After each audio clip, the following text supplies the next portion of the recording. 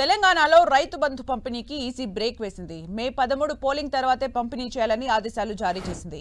మే 9 లోపు రైతు బంధు ఇస్తామని సీఎం రేవంత్ చేసిన వ్యాఖ్యలపై ఈసీ అభ్యంతరం తెలిపింది. రేవంత్ వ్యాఖ్యలు ఎన్నికల నియమావళి ఉల్లంఘన కిందికి వస్తాయని ఈసీ అభిప్రాయపడింది.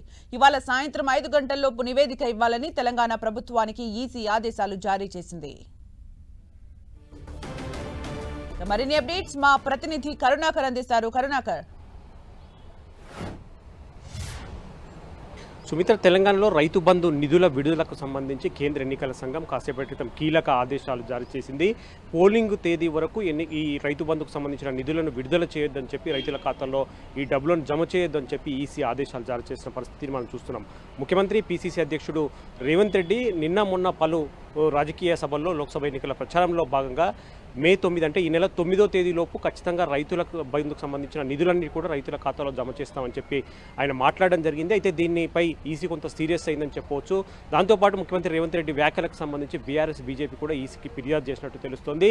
దీంతో ముఖ్యమంత్రి రేవంత్ రెడ్డి ఈ విధంగా ఎన్నికల కోడ్ను ఉల్లంఘించారని చెప్పి ఈసీ అభిప్రాయపడింది. దాంతోపాటు ముఖ్యమంత్రి రేవంత్ రెడ్డి వ్యాఖ్యలకు సంబంధించి ఈరోజు సాయంత్రం 5 గంటల లోపు నివేదిక ఇవ్వాలని చెప్పి కూడా తెలంగాణ ప్రభుత్వాన్ని ఈసీ ఆదేశించిన పరిస్థితిని మనం చూస్తున్నాం. కాబట్టి ఏదైతే రైతు బంధుకు సంబంధించిన నిధులకు ఈసీ బ్రేక్ వేసిందో ఆ నిధులను పోలింగ్ తర్వాత ఈ నెల 13 తర్వాత మళ్ళీ యథావిధిగా నిధులను విడుదల చేయొచ్చు అని చెప్పి కూడా ఎన్నికల సంఘం ఆదేశాలు జారీ చేసిన పరిస్థితిని మనం చూస్తున్నాం. ఎన్నికల సంఘం ఈ సందర్భంగా ఇచ్చిన ఆదేశాల్లో పలు కీలక అంశాలను ప్రస్తావించింది.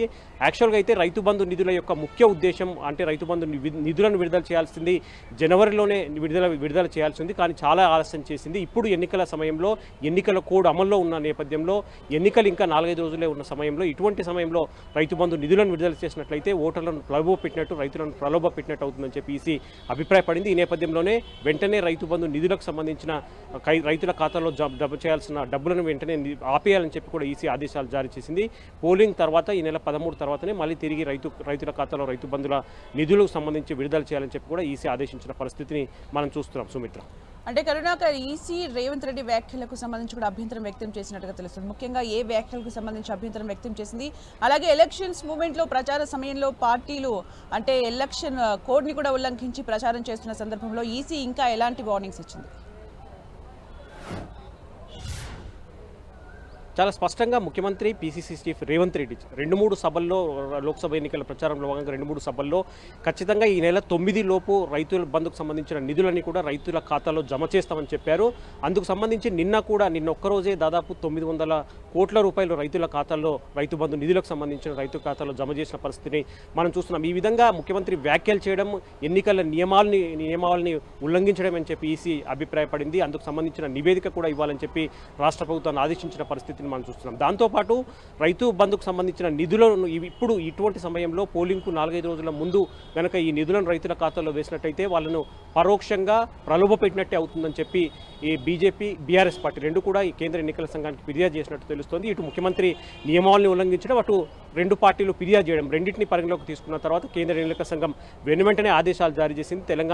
తెలంగాణ ప్రభుత్వం విడుదల చేస్తున్న రైతు బంధు నిధులను వెంటనే ఆపేయాలని చెప్పి కూడా అభ్యంతరం వ్యక్తం చేసింది. ఆ మేరకు ఆదేశాలు జారీ చేసిన పరిస్థితిని మనం చూస్తున్నాం. దాంతోపాటు ముఖ్యమంత్రి రేవంత్ రెడ్డి ఏదైతే ఎన్నికల నియమావళిని ఉల్లంఘించారో అందుకు సంబంధించిన నివేదికను కూడా ఈరోజు సాయంత్రం 5 గంటల లోపు పంపించాలని చెప్పి కూడా తెలంగాణ ప్రభుత్వాన్ని ఈసీ ఆదేశించిన పరిస్థితిని చూస్తున్నాం. Sumitra, thank you Karunakar for the updates.